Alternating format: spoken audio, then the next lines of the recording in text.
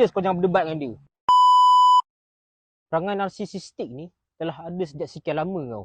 Kat tempat kerja ke, atau kawan-kawan ke, dah banyak dah posting pasal narsisistik ni. Orang narsisis ni, first kali dia ni jenis tak bersalah. Tu boleh tahan lagi. Yang tak boleh tahannya, dia dah salah. Dia cuba cari point orang yang tegur kesalahan dia tu, dia cuba salahkan orang tu. Kedua, dia suka manipulate orang. Dia bagi rasa bersalah ke kat orang tu ataupun dia tunjuk, dia ni power pada orang tu. Nampak aku power buat tu lah. Supaya orang yang lawan dia tu, dia rasa macam, dia ni lebih dominan lah. Lepas tu dia nak arah orang buat sesuatu. Kadang-kadang benda yang dia besar-besarkan tu tak betul pun. Saja je. Nak take control kan. Okay, so itu teknik manipulation lah. So orang macam ni bahaya guys. Dia boleh rosakkan kau punya mental health. Okay. And dia ni suka manipulate orang, ajak debat. Serius kau jangan berdebat dengan dia.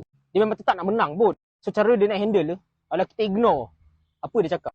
Kita kena avoid dia daripada kehidupan kita. Kedua, apa-apa dia provoke ke dia, budget kuat ke apa, kita tak payah layan dia. Kita tak ikut apa-apa dia suruh. Sebab dia suka manipulate orang. Kalau kita tak layan dia, dia tak boleh manipulate kita. Simple je. Hakikatnya kita yang kontrol diri kita sendiri. Dia tak boleh kontrol kita. Dia sebenarnya loser. Dia insecure. Sebab tu dia cek salah orang. Lepas tu dia cuba tunjuk diri dia besar. Lepas tu nak kontrol orang lain. Nampak? So berhati-hatilah kalau jumpa orang narsisistik ni. Sebab dia boleh rosak kita punya mental health. Dan mental health kita memang kena jaga. Itu our priority.